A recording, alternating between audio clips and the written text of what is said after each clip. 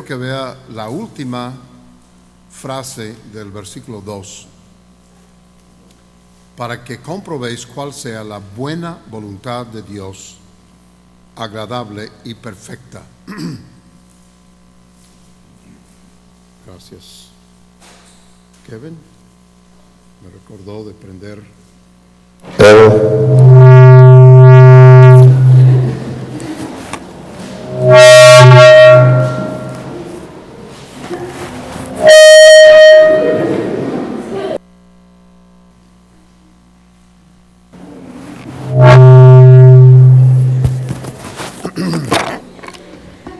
Ok, vamos a ver. Sí, está bien. Ok, gracias. Yo no sé por qué, pero es casi siempre cuando tengo un predicador visitante o en una conferencia, el sonido funciona perfectamente bien todo el año y viene un predicador visitante o tengo una conferencia y todo va a la basura, pero esa es la naturaleza. Yo creo que esos sistemas tienen demonios y salen cuando uno menos quiere que salgan. Las últimas palabras del versículo 2 de Romanos 12 que leímos, dice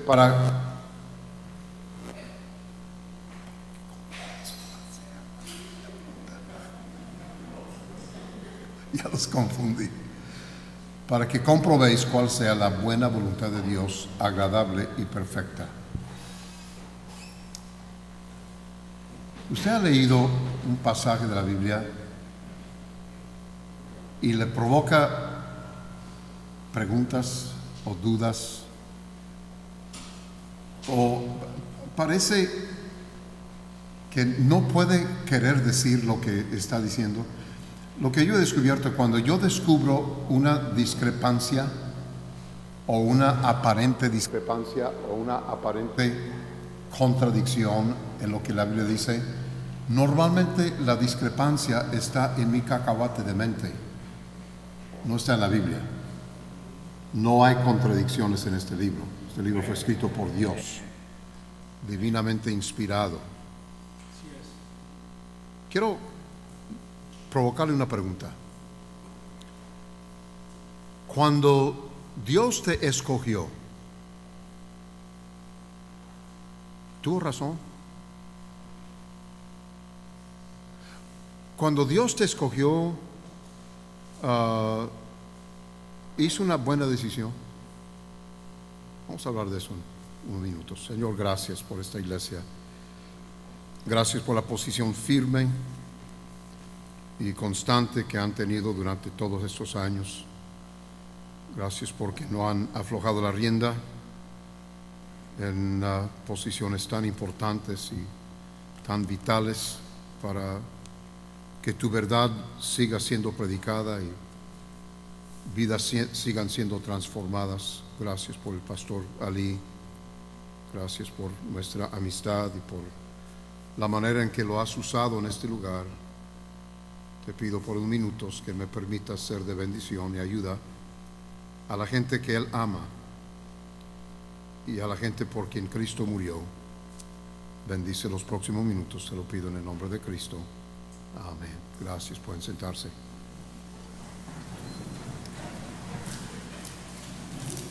Romanos 12, 1 y 2 es uno de esos pasajes de la Biblia que todo cristiano, y especialmente todo cristiano joven, debe memorizar y repetir con frecuencia.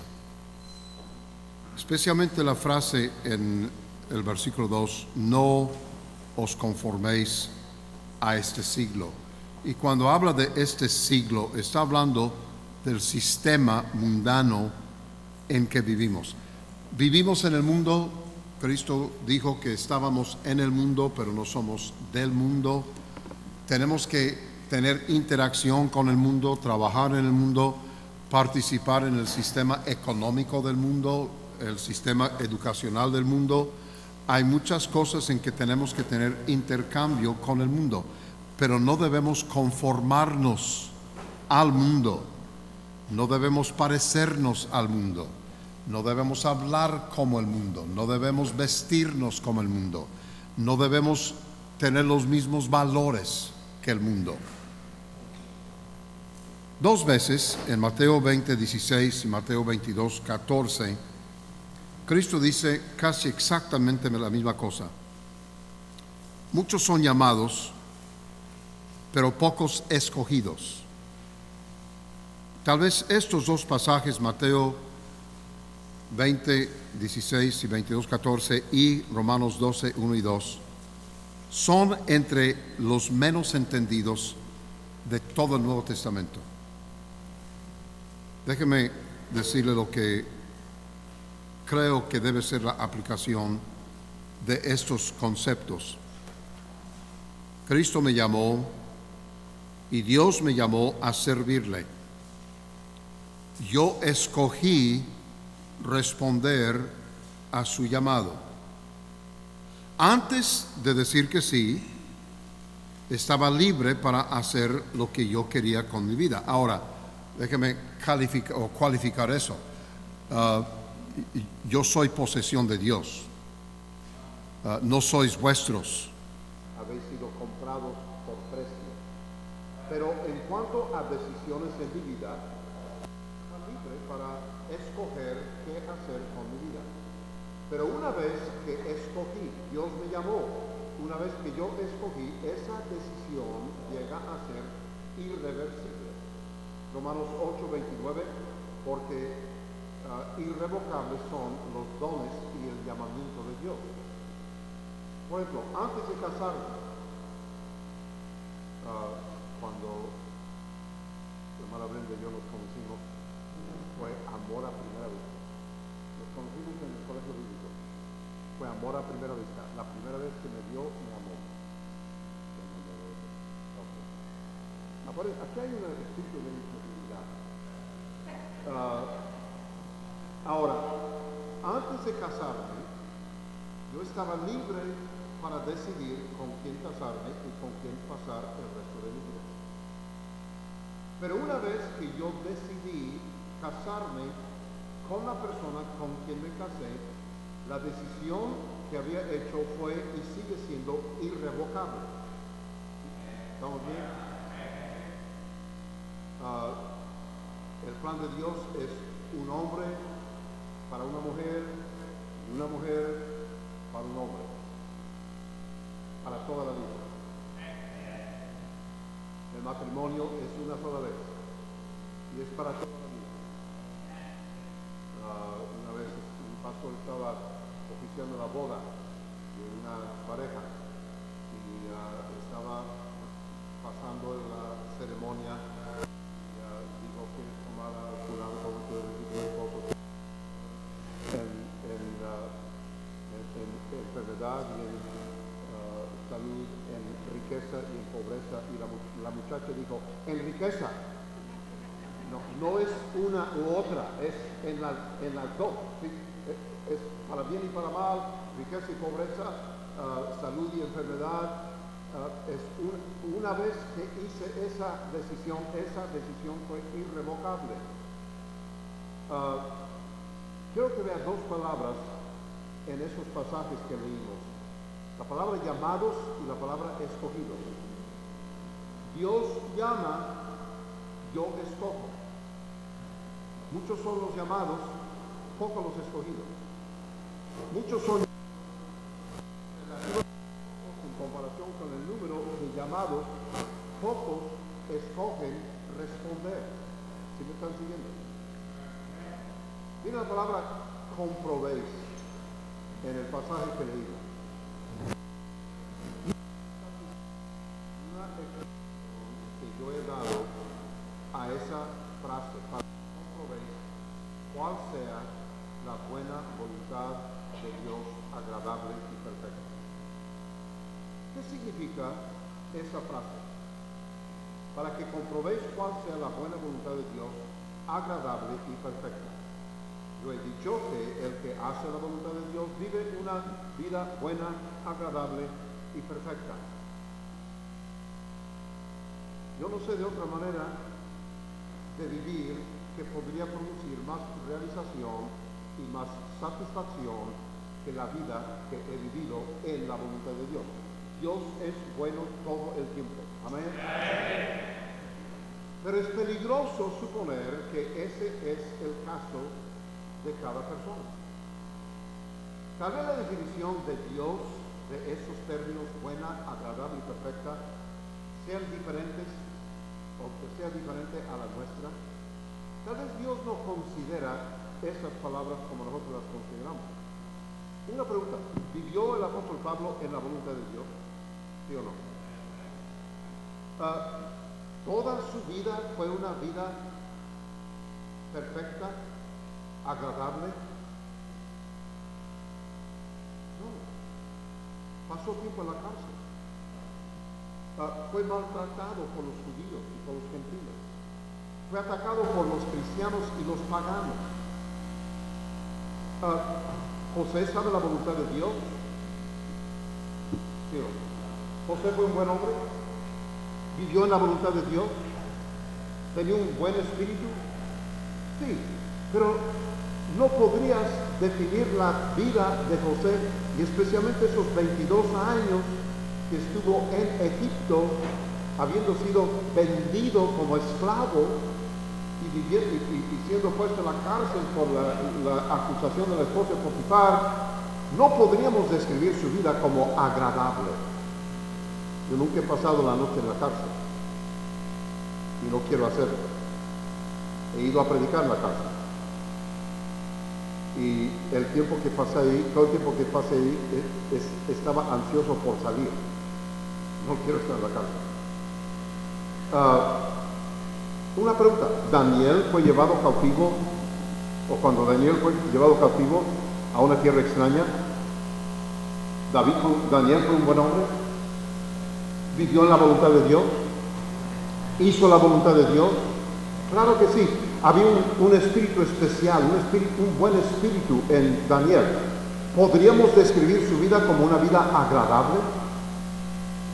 David hizo la voluntad de Dios, pero David no era perfecto. Y la última parte de la vida de David fue algo horrible. Una vida llena de sufrimiento y aflicción. Pero Dios dijo que era varón conforme a su corazón. Entonces, es un poco difícil hacer que mi explicación se aplique a cada caso. Que si tú haces la voluntad de Dios, vas a tener una vida agradable y perfecta. Mi esposa, la hermana Brenda, está haciendo la voluntad de Dios.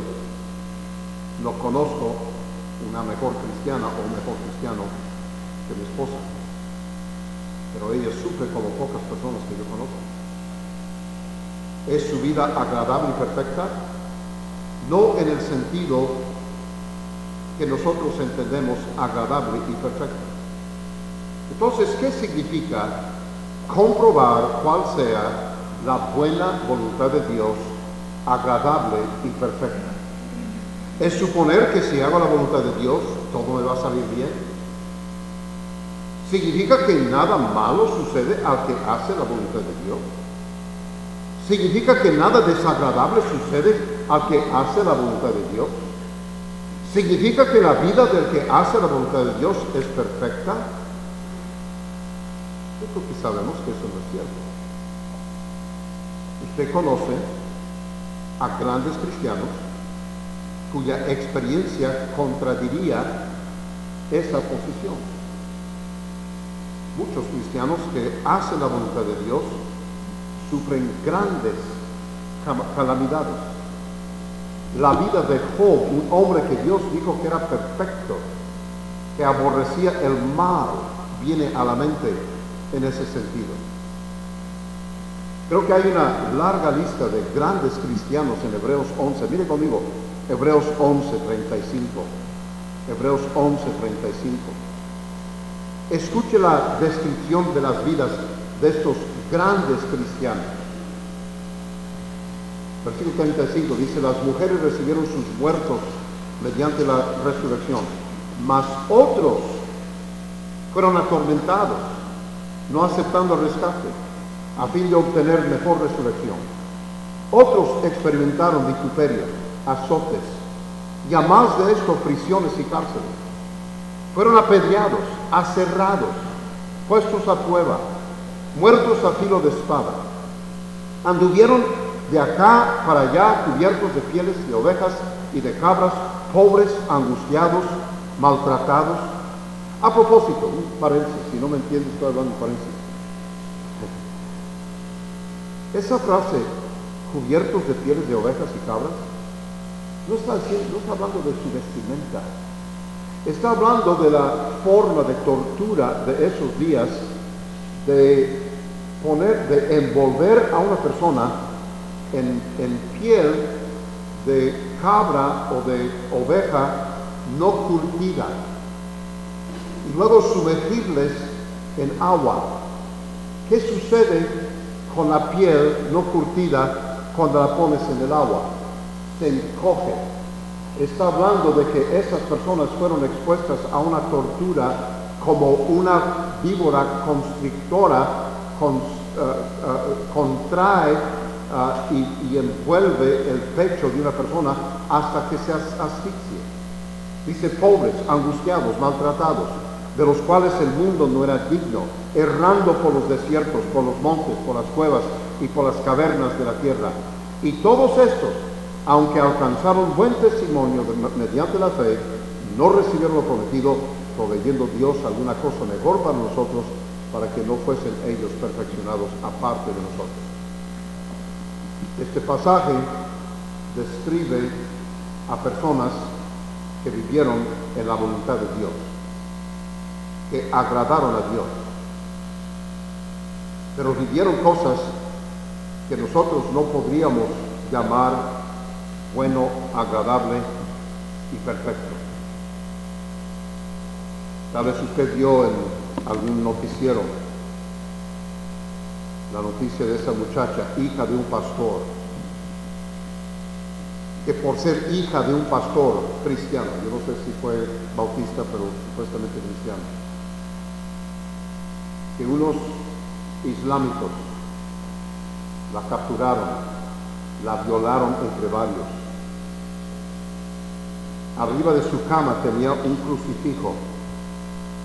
Quitaron el crucifijo de madera, le sacaron un filo a la punta del crucifijo, abrieron su boca y clavaron el crucifijo de madera con la puntiaguda a su boca y lo clavaron a su cama traspasó su cabeza. Nadie describiría eso como bueno, agradable o perfecto. Entonces, ¿qué significa comprobar cuál sea la buena voluntad de Dios, agradable y perfecta? Mencioné el matrimonio. Yo le pedí a mi esposa que se casara conmigo. Yo la llamé y ella, gracias a Dios, escogió. Dijo que sí. Antes de decir que sí, ella estaba libre para escoger. Pero una vez que escogió, ese llamamiento que yo le hice vino a ser irrevocable. Y por estos 47 años y 2 meses, yo he hecho todo lo que yo pueda para comprobar que ella hizo una buena decisión, agradable y perfecta, cuando ella escogió hacer mi voluntad y aceptar mi llamado para casarse conmigo. ¿Alguien está escuchando? Ahora, esa es una pobre ilustración, pero cuando ustedes estén dispuestos a pagar más por los sermones, yo les daré mejores sermones. Dios me llamó, yo escogí aceptar su llamado. Antes de escoger, estaba libre. Una vez que escogí el llamado de Dios, se volvió irrevocable. Y ahora yo tengo que pasar el resto de mi vida comprobando que la voluntad de Dios, que yo le sirviera, fue una buena, agradable y perfecta decisión. Ok, pero buena, agradable y perfecta ¿para quién? Está diciendo que una vez que yo acepté, que yo escogí responder al llamado de Dios, de hacer su voluntad, que mi vida va a ser buena, agradable y perfecta. No, está diciendo una vez que yo acepté el llamado de Dios y escogí hacer su voluntad, ahora yo tengo que comprobar que Dios hizo una buena decisión. Que la voluntad de Dios para mi vida es buena, agradable y perfecta para Él. ¿Sabe que tomamos en cuenta a Dios con demasiada poca frecuencia? Cuando mi mente lee esa frase, yo estoy pensando, Dios va a hacer mi vida buena, agradable y perfecta. No está diciendo eso. Está diciendo, yo debo vivir mi vida de tal forma de comprobar que cuando Dios me hizo ese llamado, que Dios hizo una decisión buena, agradable y perfecta. A mí me toca con mi vida, con mi decisión, con mi dedicación, con mi entrega, con mi pasión, con mi intensidad, comprobar que Dios tomó una decisión correcta cuando me llamó. Una pregunta. ¿Dios hizo una buena decisión cuando te llamó?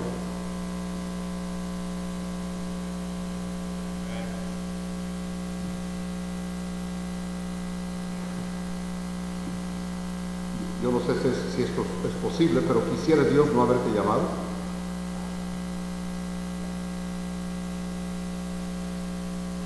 Quisiera Dios que no escogieras decir que sí. Quisiera Dios retirar su llamamiento.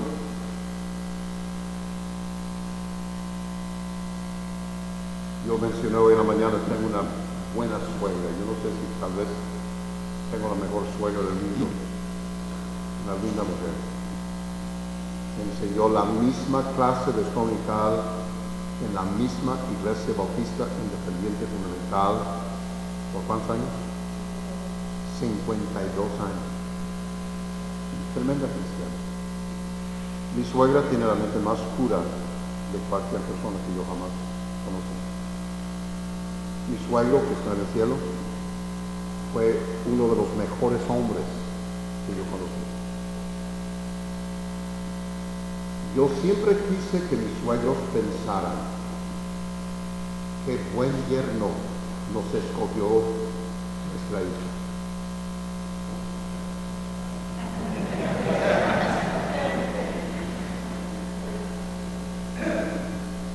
Tengo un sermón que se llama Cómo ser un buen suegro. Y tengo otro que se llama Cómo ser un buen yerno. Hablar con los hombres, y lo mismo se aplica a la mujer. Ninguna mujer se entrega como ella quisiera a su esposo si ella no está segura que su esposo ha hecho un intento honesto de tener una buena relación con sus papás.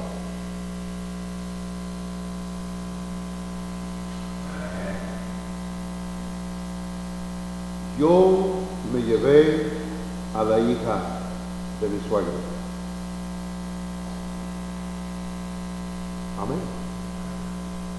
Yo le quité de su casa. ¿Tú sabes que Dios manda que el hombre deje a su padre y a su madre y se una con su mujer? Dios no manda a la mujer a dejar a su padre y a su madre a unirse con su esposo. ¿Sabe qué me dice eso? A mí me dice que mi responsabilidad es tratarla de tal forma que ella quiera salir de su casa y estar conmigo. Amén. Y la verdad es que si yo la trato como debo tratarla, ella no va a querer regresar a su casa. Amén. Amén.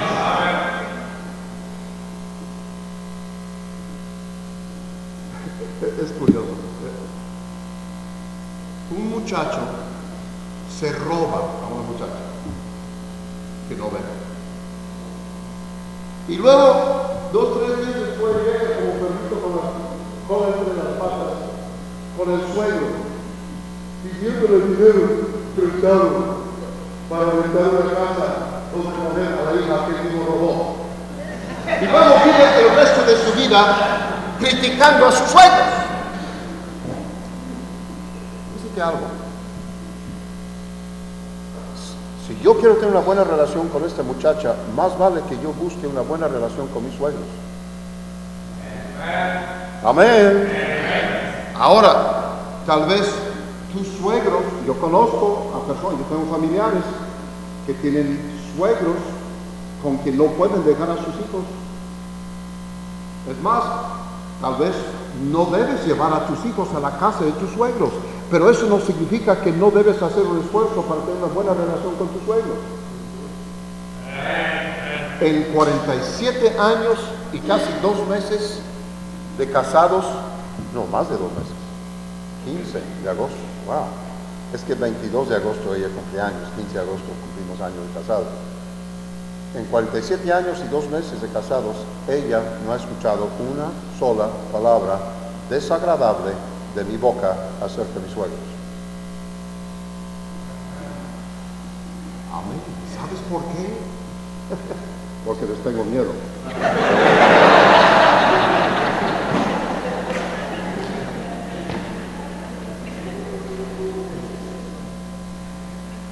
¿Sabes por qué debes ganar alma?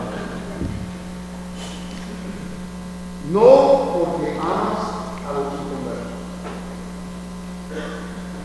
Hay inconversos que son difíciles de amar. Amén. Yo no debo ganar almas porque amo al inconverso. Debo amar al inconverso, debo amar a todo el mundo. Pero debo ganar almas porque amo al que nos ama.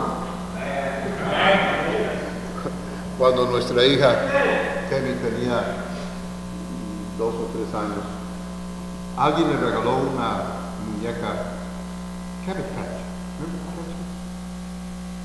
¿Alguien recuerda muñecas Cabbage Patch? Y Kevin no soltaba esa muñeca. Y si la perdía, era un desastre. Amenazaba un colapso nervioso. Yo no sé cuánto tiempo yo pasé usando esa muñeca.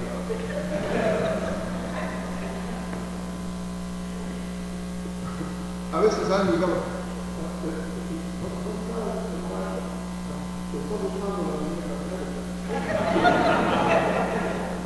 pero yo, y luego cuando la encontraba y se la daba a Kevin, no valía la pena, valía todo lo que tenía que hacer. Poner entre rodillas y buscar abajo de la cama, o atrás de la cama, o atrás del sanitario. ¿Sabes por qué? Yo no amaba a esa muñeca, yo odiaba a esa muñeca. Pero yo amaba a la niña que amaba a la niña. ¿Alguien está escuchando? Yo debo ganar almas, no porque amo al inconverso, yo debo ganar almas porque amo al que ama al inconverso. Y yo debo amar a mis suegros, o debo tratar bien a mis suegros, no tanto porque los amo a ellos, sino porque amo a quien las ama. Mira, no importa cómo sean tus suegros, son los padres de tu esposa. Y más vale que los trates bien. ¿Alguien está escuchando? Yo siempre quise que mis suegros pensaran qué buen yerno nos escogió nuestra hija. Cuando mi suegro vivía, llamaba por teléfono y me decía, ¿cómo está mi yerno favorito? Y tenía 3. ¿Sabe por qué yo era el yerno favorito? Porque era el que más lejos vivía. Eso ayuda. Una vez llevamos a éramos 13 de familia, entre los hijos y los nietos, fuimos 13 y llegamos a la casa de mi suegro, tiempo de Navidad, en Lubbock, Texas. Y un día le pregunté a mi suegra, ¿qué es lo que más le gusta de la Navidad? Oh, dijo, me gustan los foquitos. Ah, los foquitos del pinito. No, los foquitos traseros de los carros de mis hijos cuando regresan a casa.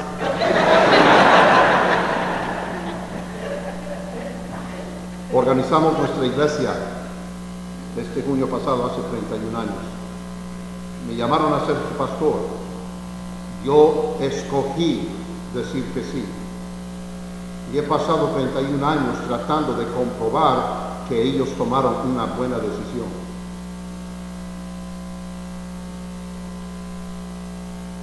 Hay hombres que trabajan, en mi iglesia hay 3 hombres que trabajan.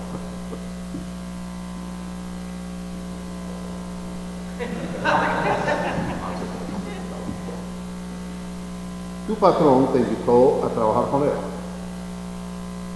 ¿verdad?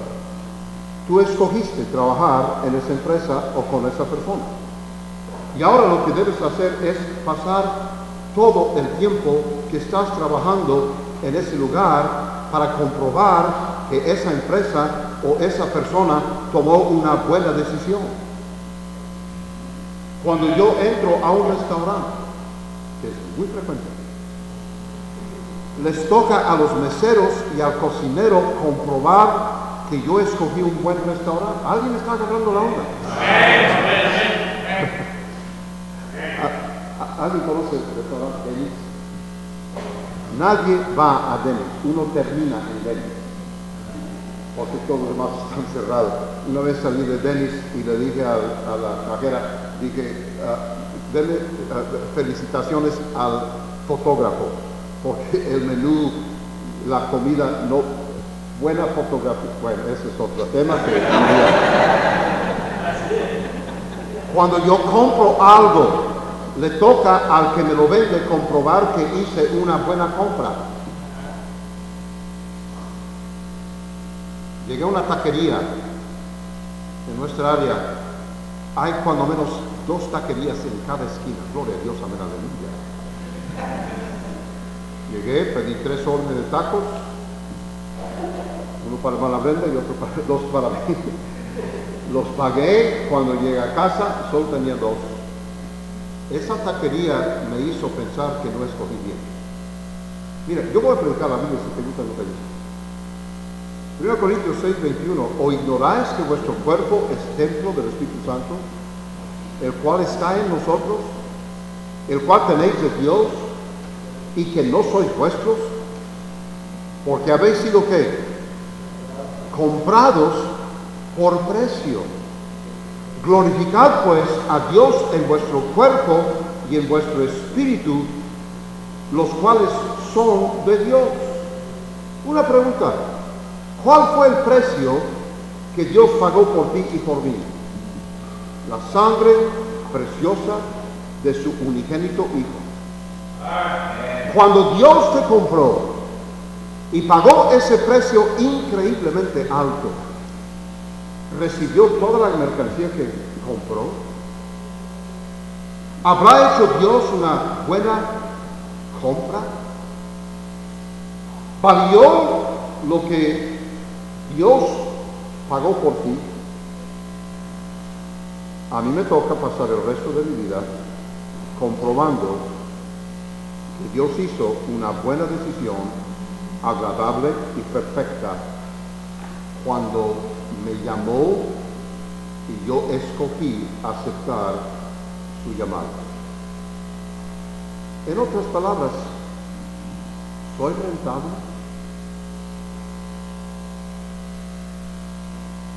Usted sabe que en una iglesia promedio, el 80% del trabajo se hace por el 20% de la congregación.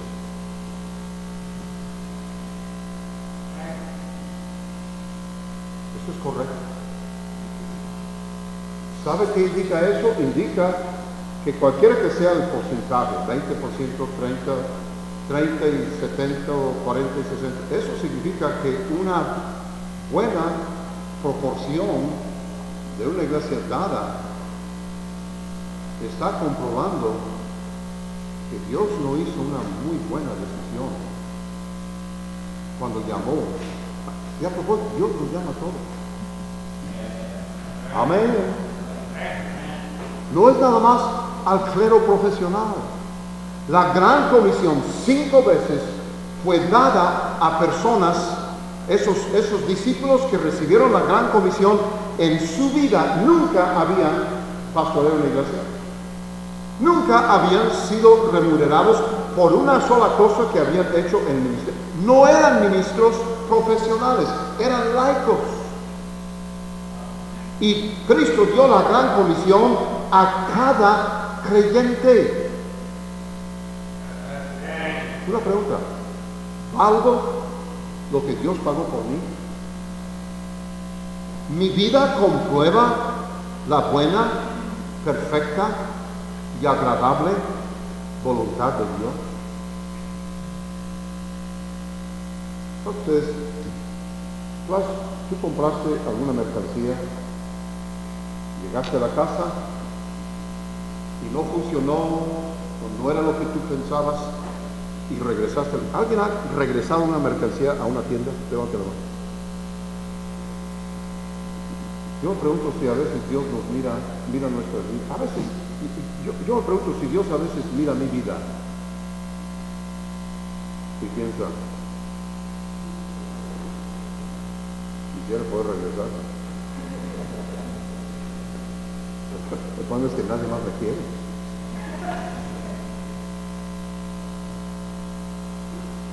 ¿Sabe? Yo creo que por eso algunos cristianos mueren prematuramente. Cuando uno hace una mala inversión, a veces llega el momento en que simplemente tiene que cortar las pérdidas. Cut your losses. Yo no sé decir, pero cuando Dios ve mi vida, yo quiero que pueda decir, es una buena inversión. Hice una buena decisión. Yo no estoy diciendo que siempre lo pueda hacer, pero es lo que cada uno de nosotros debe desear y debe querer. Y yo debo despertar todos los días en la mañana pensando, hoy voy a comprobar cuál sea la buena voluntad de Dios, agradable y perfecta. Y cuando termine el día, yo debo esperar que Dios me mire y piense o diga, esa decisión fue buena, agradable y perfecta. La última conversación inteligible que tuve con mi padre fue 2 semanas antes de morir. Mi padre fundó el ministerio en que yo sirvo. Estableció el Instituto Bíblico que dirijo en 1963. Yo comencé la iglesia en 1982. Mi padre fue un gran hombre. 2 semanas antes de morir, yo le hice una pregunta. Yo dije, papá, tú sabes que el tiempo se acerca para que vayas al cielo. Le dije, ¿te puedo hacer una pregunta? Dije, sí. ¿Qué se siente saber que estás al punto de pisar calle celestial? Papá estaba entre consciente e inconsciente. Me dijo, trae esa silla.